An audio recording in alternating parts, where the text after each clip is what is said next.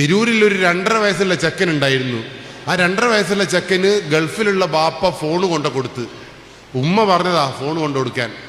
ഉമ്മയോട് പോലീസ് ചോദിച്ച അല്ല ഉമ്മ, എന്തിനാണ് നിങ്ങൾ 2.5 വയസ്സുള്ള മോന് ഫോൺ കൊടുത്തതെന്ന് ചോദിച്ചപ്പോൾ ഉമ്മ പറഞ്ഞ്, ഇതങ്ങ് കൊടുത്തായില്ലേ ചെക്കനെ കൊണ്ട് ഒരു ബുദ്ധിമുട്ടില്ല, ചുമരുമ്മൽ വരച്ചിടൂല, കസേല മറിച്ചിടൂല, പണിയെടുക്കുമ്പോൾ എന്നെ വന്ന് ചൊറിയൂല, ഇതും കാണിച്ചിട്ട് എന്ത് കൊടുത്താലും ചെക്കൻ അങ്ങ് തിന്നു. നിങ്ങൾ മൊബൈൽ ഫോൺ കൊടുത്തിട്ട് ചോറ് കൊടുത്തു നോക്കി ഇങ്ങനെ ഉരുട്ടി വെക്കുക, എന്നിട്ട് ഇങ്ങനെ വായി തുറക്കാൻ പറഞ്ഞാൽ ബ്ല അബ്ലു അബ്ല്. എനിക്ക് അത് കാണുമ്പോൾ ഓർമ്മ വരുന്നതെന്നറിയോ, ഈ അരി പൊടിക്കുന്ന മിഷയിൽ അരിയുടെ നണ്ടിക്കണ്ടോ നിങ്ങളിങ്ങനെ അങ്ങനെ ചെക്കൻ വേണമെങ്കിൽ നിങ്ങൾ ലേശം കല്ലെടുത്തിട്ട് അന്നേരം വായിലിട്ട് നോക്ക്, ഇങ്ങനെ പറയും. എന്നാൽ അത് കല്ലാന്നൊന്നും ഐറ്റേക്ക് തിരിയില്ല. അതാണ് ഇതിൻ്റെ ഗുണം. അതുകൊണ്ടാണ് WHO എന്ന് പറയുന്ന സംഘടന, വേൾഡ് ഹെൽത്ത് ഓർഗനൈസേഷൻ പറയുന്നു 4 വയസ്സ് വരെയുള്ള കുട്ടികൾക്ക് മൊബൈൽ ഫോൺ സ്വതന്ത്രമായി കൊടുക്കരുത്. 1.5 വയസ്സുള്ള കുട്ടി മൊബൈൽ ഫോണിന്റെ സ്ക്രീന് കാണരുത്, കണ്ണടിച്ചു പോകും. പൊട്ടന്മാരല്ല WHO സംഘടന, ശാസ്ത്രീയമായി അപഗ്രഥിച്ചതിന്റെ പേരിലാണ് പറഞ്ഞത്. ഫേസ്ബുക്കിന്റെയും ഇൻസ്റ്റഗ്രാമിന്റെയും മുതലാളി സുക്കൻബർഗിന്റെ മകൻ 6 വയസ്സ് വരെ മൊബൈൽ ഫോണിന്റെ സ്ക്രീന് കണ്ടിട്ടില്ല. ഈ ഉമ്മയോട് ചോദിച്ചു, ഉമ്മ പിന്നെ എന്തിനാ ഞങ്ങൾ കൊടുത്തതെന്ന് ചോദിച്ചപ്പോൾ ഉമ്മ പറഞ്ഞു, ഓൻ യൂട്യൂബേ നോക്കൂ, ഓൻ എന്ത് ചെയ്യണമെങ്കിലും ഗൂഗിൾ അമ്മായിയോട് ചോദിക്കും. അങ്ങനെ ഗൂഗിൾ അമ്മായി യൂട്യൂബ് ആവുമല്ലോ ഓൻ്റെ ഹീറോ. നിങ്ങളെ മക്കൾ അങ്ങനെ തന്നെ അല്ലേ? യൂട്യൂബെല്ലാം നോക്കുമ്പോൾ നിങ്ങൾക്ക് ഇങ്ങനെ വരാറുണ്ടാ, എൻ്റെ മകൻ എൻ്റെ മകൻ സ്റ്റാറ്റസ് ഇടുന്നെന്നെല്ലാം പറയുമ്പോൾ ഒരു കുളിർമ വരുന്നുണ്ടാ? ഉറപ്പിച്ചോ നിങ്ങൾ? ആ അമ്മ ഇങ്ങനെ ഉമ്മ അഹങ്കരിച്ച് 6.5 വയസ്സായപ്പോൾ 6-ാം ക്ലാസ്സിൽ 6 വയസ്സായപ്പോൾ വയസ്സ് മറന്നുകൊണ്ട് 1-ാം ക്ലാസ്സിലെത്തിയപ്പോൾ ഈ ചെക്കനില്ലേ സ്കൂളിൽ പോകുന്നില്ല, മൊബൈൽ ഫോണിൻ്റെ ചോട്ട് കുത്തിരിക്കുക. മൊബൈൽ ഫോൺ പിടിച്ചേറ്റിയാൽ ഓനിങ്ങനെ ഇങ്ങനെ മുറാദ് കാര്യം പോലെ ഇങ്ങനെ ഒരു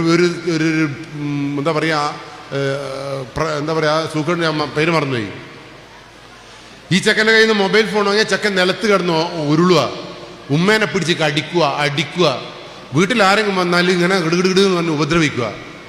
ഈ ഒരു അവസ്ഥ വന്നപ്പോൾ ഉമ്മ ഒരു കൗൺസിലറുടെ അടുത്ത് പോയിട്ട് ചോദിച്ചു, എന്താണ് എൻ്റെ മോന് പറ്റിയെന്ന് പറഞ്ഞപ്പോൾ കൗൺസിലർ പറഞ്ഞു, ഒന്നും പറ്റിയില്ല, മോന് സ്ക്രീൻ അഡിക്ഷനാണ്. ഉമ്മ വീണ്ടും പൊന്തി, സ്ക്രീൻ അഡിക്ഷനാണ്. ഇത് കൗൺസിലർക്ക് മനസ്സിലായപ്പോൾ കൗൺസിലർ പറഞ്ഞു, ഉമ്മ അഹങ്കരിക്കേണ്ട സാധനമല്ല അത്. സ്ക്രീൻ അഡിക്ഷൻ എന്ന് പറഞ്ഞാൽ അതിൻ്റെ മലയാളം എന്താണെന്നറിയോ? നട്ടപ്പരാന്ത്. നിങ്ങൾ 6 വയസ്സുള്ള മോന് നട്ടപ്പരാന്താന്ന് പറഞ്ഞപ്പോഴാണ് ഉമ്മ ചോദിച്ച്, ഇനി എങ്ങനെയാ പരാന്തെന്ന് രക്ഷപ്പെടുത്തുക? അങ്ങനെ ആ ഡോക്ടർ പറഞ്ഞു കൊടുത്തു, ഈ മൊബൈൽ ഫോണിൻ്റെ ഉപയോഗം കുറക്കണം. പക്ഷെ മകൻ ഭ്രാന്തനാവും എന്നുള്ള പേടിയിൽ അമ്മ എന്ത് ചെയ്തെന്ന് അറിയോ? ഉമ്മ വീട്ടിലേക്ക് വന്നതിന് ശേഷം ചെക്കൻ്റെ കയ്യിൽ നിന്ന് മൊബൈൽ ഫോൺ പിടിച്ചേറ്റി വെച്ചിട്ട് പറഞ്ഞു, ഇനി ഈ ഉമ്മക്ക് ജീവനുണ്ട് എങ്കിൽ ഇനി മൊബൈൽ ഫോൺ കാണൂല. ചെക്കൻ പറഞ്ഞു, നിങ്ങൾ തരൂല. ഉമ്മ ഒരൊറ്റ പോക്ക് അടുക്കളയിലേക്ക്. ഉമ്മ അടുക്കളയിൽ ചോറലുണ്ടാക്കി 2 മണിക്കൂർ കഴിഞ്ഞ് ചെക്കനെ വിളിച്ചു നോക്കുമ്പോൾ ചെക്കനെ കാണുന്നില്ല. നാട്ടിൽ ഒച്ചപ്പാടുണ്ടാക്കി ബഹളപ്പാടുണ്ടാക്കി നാട്ടിലെ സകല മനുഷ്യന്മാർ ഓടി വന്ന് കുട്ടിയെ എവിടെയും കാണുന്നില്ല. അവസാനം 2 മണിക്കൂറത്തെ നിരീക്ഷണങ്ങൾക്ക് ശേഷം അടുത്ത വീട്ടിലെ ചങ്ങാതി പറഞ്ഞു, ഈ ബാത്റൂമിൻ്റെ വാതിൽ തുറക്കുന്നില്ല എന്ന്. വാതിൽ തച്ച് പൊട്ടിച്ച് ഉള്ളിലേക്ക് കടന്നപ്പോൾ കണ്ട കാഴ്ച, ഷവറിൻ്റെ കമ്പിയുടെ മേലെ ഒരു കയറിൽ കെട്ടി തൂങ്ങി മരിച്ചിരിക്കുന്നു 1-ാം ക്ലാസ്സിലെ ചെക്കൻ. ഉഗാണ്ടയിൽ നടന്ന കഥയല്ല, നിങ്ങളുടെ കണ്ണിൻ്റെ അപ്പുറത്ത് തിരൂരിൽ നടന്ന കഥ. എന്നെ സംബന്ധിച്ചിടത്തോളം ഇത് എൻ്റെ നാട്ടിൽ നടന്നിട്ടുണ്ടെങ്കിൽ ഇത് എവിടെ നടക്കുന്ന എൻ്റെ വിചാരം?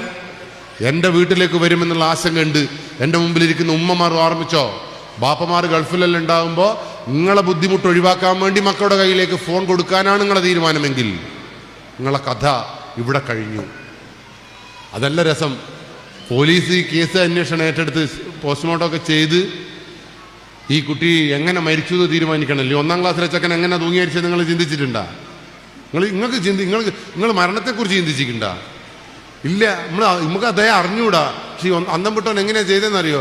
ഇവൻ ഈ ദേഷ്യത്തിൽ ഈ ഫോൺ എടുത്തിട്ട് ഈ ഉമ്മ പറഞ്ഞ ഗൂഗിൾ അമ്മായിയോട് ചോദിച്ചു, ഗൂഗിൾ അമ്മായി ഏറ്റവും നല്ല മരണം ഏതാണ്? ഗൂഗിൾ അമ്മായി പറഞ്ഞു, ഏറ്റവും നല്ല മരണം തൂങ്ങി മരണമാണ്. രണ്ടാമത്തെ തൂങ്ങി മരണം എന്ന് മനസ്സിലായപ്പോൾ യൂട്യൂബ് ഏടത്തിയോട് ചോദിച്ചു, യൂട്യൂബ് ഏടത്തി എങ്ങനെയാണ് തൂങ്ങി മരിക്കുക?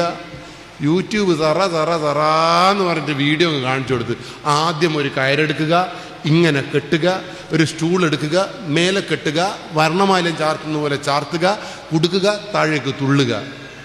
1-ാം ക്ലാസ്സിലെ ചെക്കൻ ഈ രീതിയിലേക്ക് മാറിയിട്ടുണ്ട് എങ്കിൽ എൻ്റെ മുമ്പിലിരിക്കുന്ന സകല കുടുംബാംഗങ്ങൾ ഓർമ്മിച്ചോ, നാളെ ഈ മരണം നിങ്ങളുടെ വീട്ടിലേക്ക് കടന്നു വരും. ഒരു തർക്കമില്ല കാര്യത്തിൽ. മക്കൾക്ക് ഫോൺ കൊടുക്കണ്ടെന്നൊന്നും പറയാൻ കഴിയില്ല, മക്കൾക്ക് ഫോണെല്ലാം കൊടുക്കണം. പക്ഷേ നമ്മളെ മക്കൾക്ക് നമ്മളെ ഫോണാണ് കൊടുക്കേണ്ടത്. ഏത് വയസ്സ് വരെ? 18 വയസ്സ്. അതാണ് ഞാൻ നിങ്ങളോട് പറയാൻ ഉദ്ദേശിക്കുന്നത്. നിങ്ങളുടെ വീട്ടിൽ 18 വയസ്സിന് താഴെയുള്ള മനുഷ്യന്മാരുണ്ടോ? ഉണ്ടോ? 18 വയസ്സിന് താഴെയുള്ള മനുഷ്യന്റെ പേര് കുട്ടി എന്നാണ്. ആ കുട്ടി എന്ന് പറയുന്ന സാധനത്തിന് അന്തം വിട്ട ബുദ്ധിയ, ഒടുക്കത്തെ ബുദ്ധിയ, അതിന് വേണ്ടാത്ത ബുദ്ധിയേ ഉണ്ടാവുള്ളൂ. ഉപദേശമായിട്ടേക്ക് ഇഷ്ടമല്ല. അവർ മാത്രം ശരിയെന്ന് അവർ പറയുന്നത്. അതുകൊണ്ട് അവിടെ വരാത്തതാ കുട്ടികൾ. ആ കുട്ടികളെ നിയന്ത്രിക്കാൻ, ശാസിക്കാൻ, തിരുത്താൻ നിങ്ങൾക്ക് നട്ടല്ലില്ല എങ്കിൽ ആ കുട്ടി നിങ്ങൾക്ക് പിടിച്ചാൽ കിട്ടില്ല.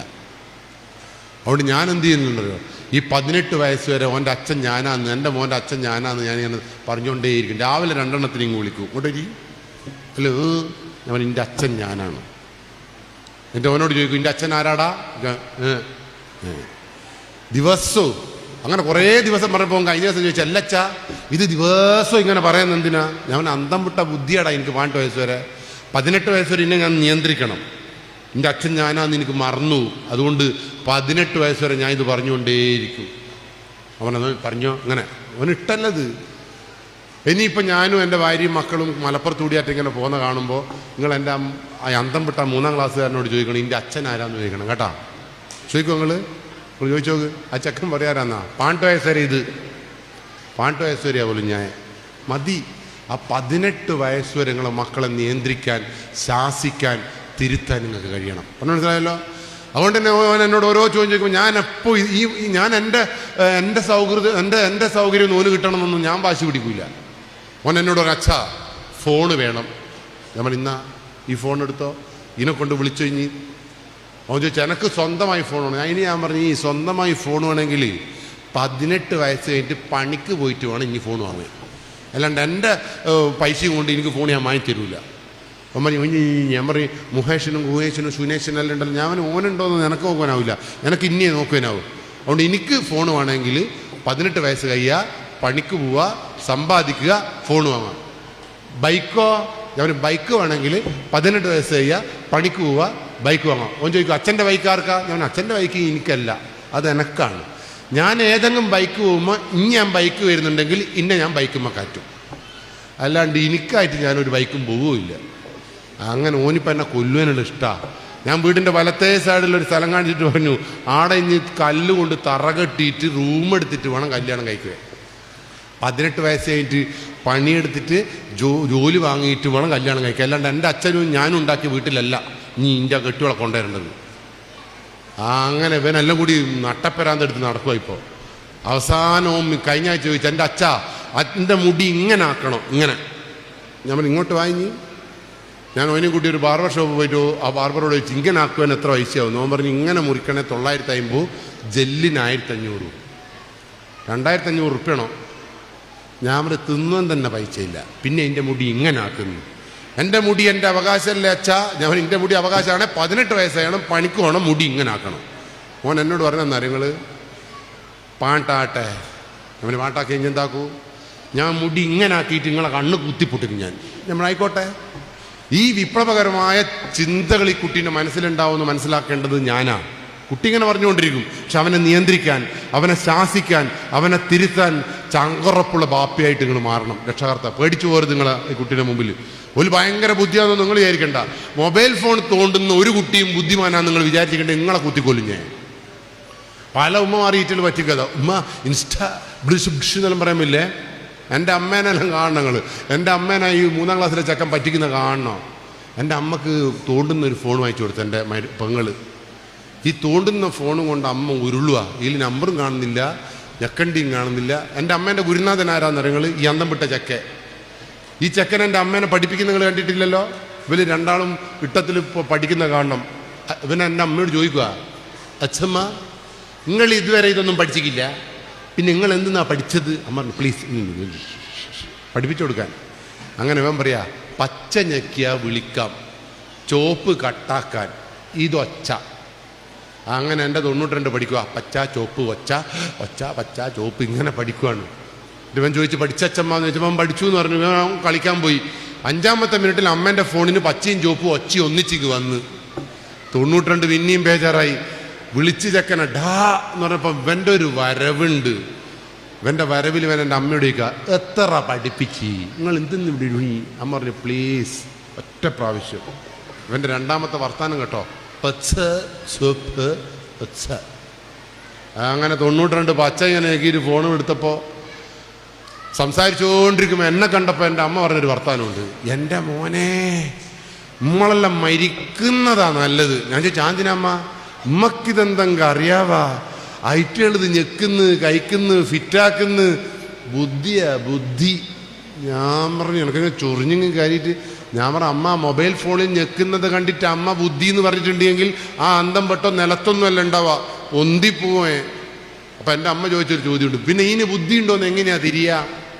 നിങ്ങളെ മക്കൾക്ക് ബുദ്ധി ഉണ്ടോ നിങ്ങൾ നോക്കിക്കണ്ട, ഇന്ന് പോയിട്ട് നോക്കണം കേട്ടോ. എങ്ങനെ നോക്കാന്നറിയോ? നിങ്ങൾ ചെക്കൻ്റെ മുമ്പ് നിന്ന് കസേലയും വന്ന് താഴെ വീഴുക. കസേലയും വന്ന് താഴെ വീണോക്ക്. ഏതും കസേലയും നിങ്ങൾ താഴെ വീണ അന്നേരം എല്ലാവരോടും ചിരിച്ചു പോകും കേട്ടോ, അന്താം വിട്ട ചിരി. അത് നിങ്ങൾ വീണാൽ ഞാൻ വീണാലും ചിരി. പക്ഷെ 2-ാമത്തെ മിനിറ്റിൽ എൻ്റെ ബാപ്പയാ വീണെന്നുള്ള ബോധത്തോടു കൂടി എൻ്റെ ബാപ്പാ എൻ്റെ പഠിച്ചോനെ എന്ന് പറഞ്ഞിട്ട് നമ്മളെ അടുത്തേക്ക് ഓടി വന്ന് കസേലമ്മൽ ഇരിപ്പിക്കാൻ ശ്രമിക്കുന്നുണ്ട് എങ്കിൽ, അല്ലെങ്കിൽ നിലവിളിച്ചിട്ടുണ്ട് എങ്കിൽ നിങ്ങൾ ഉറപ്പിച്ചു അതാണ് മനുഷ്യക്കുട്ടി. ഞങ്ങളൊന്ന് കാര്യം നിങ്ങളിന്ന് വീണോക്ക് വീട്ടിൽ പോയിട്ട് ഈറ്റകൾ ചിരിച്ച് പണ്ടാലടങ്ങുകയും ചെയ്യും. നിങ്ങൾ 4 കൈയും കുത്തിയിട്ട് ഇങ്ങനെ എണീറ്റ് നോക്കുമ്പോൾ ഈറ്റകൾ പറയും എണീക്കല്ലാടെ നിൽക്ക്. ഓടിപ്പോയി ഫോൺ എടുത്തിട്ട് ഈറ്റകൾ പറയും വീണ ബാപ്പയും ഞാനും. അന്നത്തെ സ്റ്റാറ്റസ് അതായിരിക്കും ഈറ്റകളെ. അതുകൊണ്ട് നിങ്ങൾ മക്കളാണെന്ന് ഇന്ന് തൊട്ടിട്ട് ഉറപ്പ് വരുത്തണം. പറയാൻ മനസ്സിലായല്ലോ? അപ്പം മക്കൾ ഫോണിൽ ഇനി നിങ്ങളെ മക്കൾക്ക് ബുദ്ധി വികസിക്കണമെങ്കിൽ ആഴ്ചയിൽ ഒരു പുസ്തകം വായിക്കണം. ഈറ്റകൾ വായനയില്ലാത്ത തലച്ചോറ് നാശത്തിൻ്റെ തലച്ചോറാണ്. അതുകൊണ്ട് നിങ്ങളെ മക്കൾ ആഴ്ചയിൽ ഒരു ബുക്ക് വായിക്കുന്നുണ്ട് എന്ന് ഉറപ്പിക്കണം നിങ്ങൾ. അതാണ് നിങ്ങളുടെ രക്ഷാകർത്താവിൻ്റെ ചുമതല.